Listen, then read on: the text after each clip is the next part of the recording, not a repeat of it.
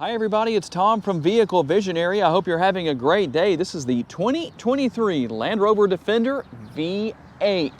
If you are an aficionado of horsepower and torque, this is the best you can do as of 2023 with this particular model. So, obviously, change is coming, so might want to jump on this while you can, but I tell you what, this model offers a lot. No matter what engine's under the hood, you have a lot of off-roading capability.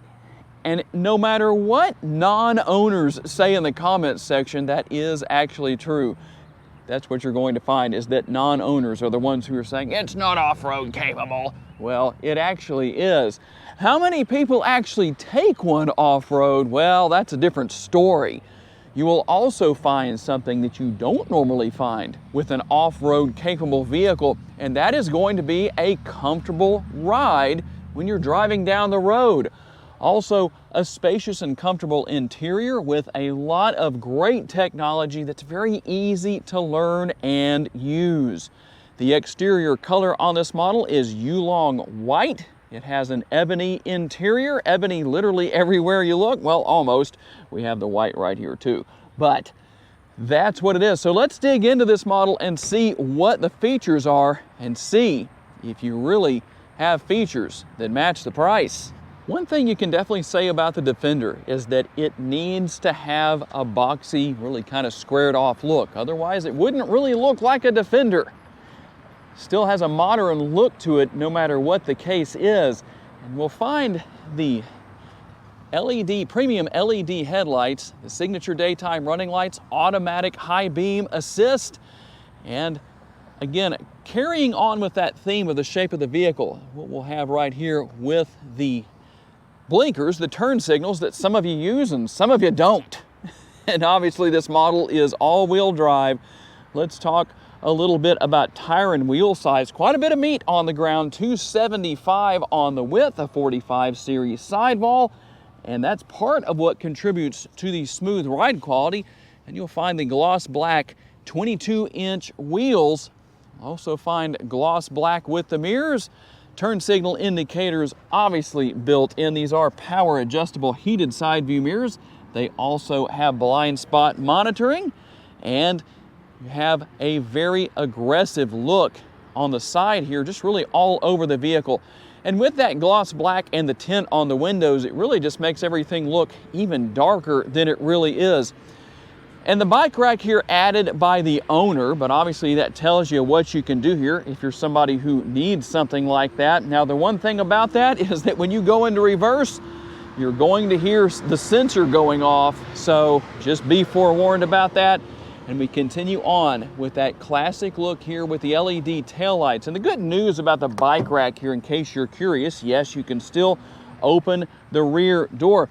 And I don't have to tell you that there's no tire repair kit here. The answer to that question, if you have it, is obvious. And for those who would like to see the remote, maybe you haven't looked at a Defender in the last couple of years, that's what the remote looks like. You can see everything that's here. And like I said earlier, here, let me hit the lock button so you can see the power folding side view mirrors in action. You can see the camera built in. There are cameras literally everywhere on this model. But the real heart and soul of this particular Defender is what's under the hood. Under the hood is the 5-liter supercharged V8. You're just gonna have to take my word that there's a supercharger under the cover right here. It says it on there, that's for sure. 518 horsepower, 461 on the torque, and mated to an 8-speed automatic transmission. How about MPGs with all that horsepower and torque, you might wonder? Well, are the numbers good or not? Well, they're respectable, I guess, for what you have under the hood. 14 city, 19 highway, 16 combined, and 6.2 gallons of gas per every 100 miles driven. And if you're curious, obviously the gas tank is over here on the right-hand side or passenger side of the vehicle. How much gas can you fill the gas tank with? It's a 23.8 gallon gas tank. And one more thing I do want to share here is the fact that you don't have capless fuel fill. That is a nice feature. You have an old school gas cap of sorts, something we don't see on a lot of vehicles in this day and age.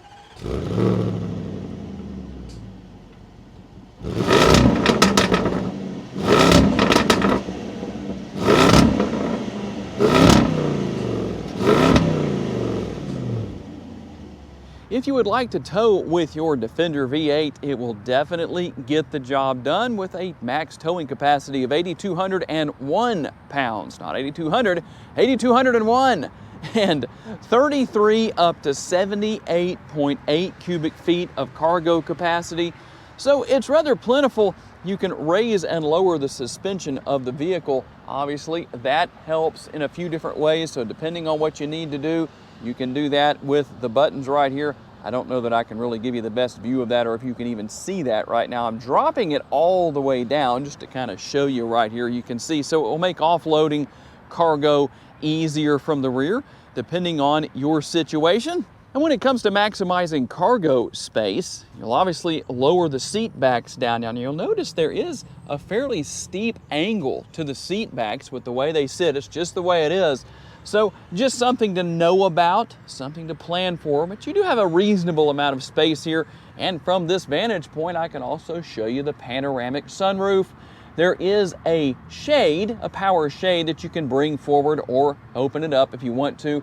And obviously this area does open up as well. And when it comes to your rear seat passengers, what are they going to find? Well, something they'll also find in the front seat if they're going to be a front seat passenger, but you'll have the exposed screws right here just to give the Defender that more, well, Defender look and feel, more of an off-road kind of rugged look, I guess you could say, maybe rugged more than off-road. But anyway, here are the door bins, bottle holder right there, storage pockets on the rear of the seats, really more of a net type material, but a storage area.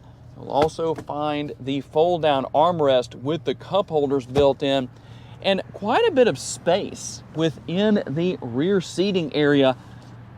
A lot of headroom, a lot of leg room, and the command center right here. Literally, it's a command center as far as everything goes for controlling the air conditioning, the fan speed. It's all here, and it's all very easy to use. And check this out. You have heated seats back here as well, so that's nice to know. Depending on what you need to do, you can turn things up or turn things down. And you also have a multitude of connectivity options back here. Well, maybe I shouldn't say a multitude, but you have a couple. So that's good to know. I always wonder why car makers don't add a third USB option, because you do have seating for 3 people back here. And we'll take a look in through the passenger side door into the front seating area.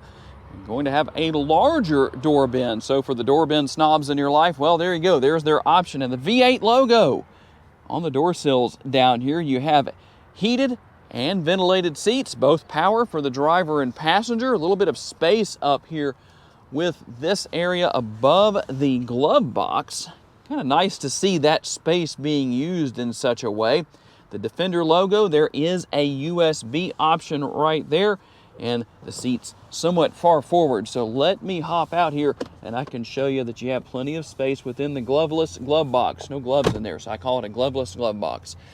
And a pass-through right here, that is easy to take advantage of. And then you can even reach down in there if you need to. USB options, as you can see, a 12-volt power outlet. And even though I have my suction cup for mounting the GoPro for the test drive, there are the cup holders. And let me hop back in here. One thing that I do like is the fact that the positioning of the center console, you could lower the seats if need be, but that can be used as an armrest, and it has the built-in refrigerator as well. And you might say, well, wait a minute, for this vehicle being what it is, shouldn't there be wireless charging? There is wireless charging right there. It's just neatly concealed away. And congratulations to those of you who made it to this point of the video. If you're saying, Tom, what is the price on this Defender V8? $116,190. So you better get a lot more features than I've already shown you for that price, right? So let's see what we have. Obviously, with the driver's side door panel, a few additions, including seat memory. As you can see, a couple of different settings right there. And we'll take a look down here. There's your power parking brake if you need to take advantage of that. And an Alcantara wrapped steering wheel, very comfortable. It is tilt and telescopically adjustable, and yes, at this price point, it is power adjustable. There is the control. We'll reach up here and hit push button start, and take a look at the dashboard. Nothing out of the ordinary where that's concerned. You've probably seen it a few times, but still a nice modern look. The likeness of the Defender is on here. The one thing that I always wonder about is how hard would it be? Would it be more expensive maybe? I don't know. To have the same color on that likeness of the Defender on the instrument cluster as what we have here, Yulong White. That's not Yulong White right there. And you have the controls here for the exterior lighting and for the blinkers. I wonder how many Land Rover Defender drivers ever replace a blinker bulb. Around Shreveport, Louisiana, not too many. Okay, yes, I'm on my high horse. Let me hop off. Here's the control for the front and rear wipers, and then your steering wheel mounted controls. You also have a nice paddle shifters, kind of a unique look for the paddle shifters. I like that. They're large, they're easy to get your hands on if you need to change gears using the paddle shifters. And just a nice overall look. As far as the dash goes, it looks like it should. Now, let's take a look up here at what we have. The rear view camera mirror is going to be here as well. So if you don't like that, you can turn that off and just use it as a conventional mirror. But one of my favorite things here, and unfortunately, let's see if we can fix this. I don't know if I can get that to look any better. Well, that's a little better from this angle, but the Pivot Pro infotainment system, very easy to use and very easy to learn. I really like what Land Rover has done here as far as everything goes. You notice that flickering effect? That has to do with the GoPro that I'm using to film the video, so that's not actually happening. Just one of those things that you deal with sometimes here with the cameras that we use to film these videos. But it's a super simple system to use. You can learn about the vehicle, see what's going on with the vehicle. If you're off-road or wherever you are, that can be very beneficial. And in fact, let's go back there. I'll show you what else is there. You can see we have wade sensing. So, you know, the advantage with that is if you live in an area where it's prone to flooding every once in a while, well, that could be helpful. And we'll go right here. I guess we're not going to be able to see much there, but anyway, one way or another, it's all here. Now, let's go back here. In fact, we'll go right here. And one thing, you don't have to go into reverse to use your cameras. That's not anything unusual these days. But in the past, there were a lot of vehicles where you had to do that. Now, we can look around the vehicle at every possible angle. And that's not only helpful if you're off-roading, it's also helpful if you're in a parking lot somewhere and somebody parked closer to you than they should have. Or maybe you parked closer to them than you should have. It could be both ways. And once again, you don't have Yulong White right there. But I don't know that that's that big of a deal. But you can see the different camera angles here, as you can select depending on what you need to see, front, rear, all of that. It's all here. Very easy to use, very easy to figure out. And the off-road view, that gives you a good view of what's going on in front of you and on the sides with those camera mirrors that we looked at earlier, and towing as well. There is a good view in case you wonder if the bike rack's still there. Well, you can see that. Obviously, if you're towing, that's not going to be there. But just to show you what's here, you can go into your settings right here, depending on what you need to do. And there is the option for auto theme. If you want to use that light theme, you can do that. Dark theme, or we can go back to auto. I'll just leave it where it is. Audio, all that stuff is here. There's a lot here for you to go through and change depending on what you want to do. And you can really make some changes with the audio system. So that's very nice, very simple. I promise you, if you've never had this kind of technology before, it's not hard to learn. And here is the control for, or the button for starting and stopping the engine. Here is your shifter. Easy to deal with. I think it's in a convenient location. It's not push button, at least not completely. In fact, let me turn that off, because when you go into reverse with that bike rack on there, well, you're reminded that it's on there, that's for sure, which could have some advantages. That way you don't accidentally back into something, right? Because you have a little less space you can work with. And dual zone climate control, and like I said, you have the heated and ventilated seats. Now, I'm not going to turn the heated seats on or leave them on. Let's turn that off. But what I am going to do is likely leave the ventilated seat on. So all I did was push to do that, to select that, and you can raise and lower the height of the vehicle. So there's a lot of great features here. so much that honestly, I don't know that I can tell you about every single thing without making the video too ridiculously long. So let's hop out on the road for our test drive. We don't want to delay on that. This should be fun with that V8 under the hood. Okay, here we go out on our test drive. Let's get untongue twisted for our test drive. There, we got it out correctly that time. And one thing I mentioned earlier is the fact that, number one, you have plenty of horsepower under the hood, and it's fun. That's for sure. You maybe not want to exercise that fun too often for a few different reasons. Don't want any tickets or anything. But while I mentioned the fact that you have a comfortable ride quality, you still kind of have that large SUV kind of, it doesn't handle like a sports car experience. We'll put it that way. It's not bad. It's just that I noticed that its handling characteristics are not race car-like, and they're not meant to be. That's okay. It's actually good for what it is, so not a big deal. But a very enjoyable experience. You sure don't have any trouble seeing because you're sitting up so high. That's always nice, and obviously with the air suspension, you can raise and lower depending on the situation. It helps. And then, while if you look over your right shoulder into your blind spot, you definitely have a blind spot back there, but that's okay because you have blind spot monitoring built into your side view mirrors. Out of habit, I still look. It's just I've been driving for so long, I don't think I will ever break that habit no matter what. And that's a good thing. If you drive a vehicle that doesn't have any kind of blind spot indicators or blind spot monitoring, well, it's good to remember to look. And you can set your mirrors appropriately to help with that also. But overall, the driving experience here is very nice and very enjoyable. You get the seats and the steering wheel and everything set correctly. You could take a nice long road trip with this Defender, no matter what engine's under the hood, and you would really enjoy it. You'd arrive at your destination rested. It's not going to beat you to death. It's not hard to drive. I don't want to sound like it's hard to drive based on the fact that I said, well, it may not handle like a race car, but I don't think, well, I hope nobody's expecting that from a Land Rover Defender. It handles, well, about as expected, but it's not bad. It's a very enjoyable experience. And with all of the different amenities that you have here, and even though we're getting into a time of year where even here in Northwest Louisiana, it gets a little chilly, you have that built-in freezer there. So let's do one thing here.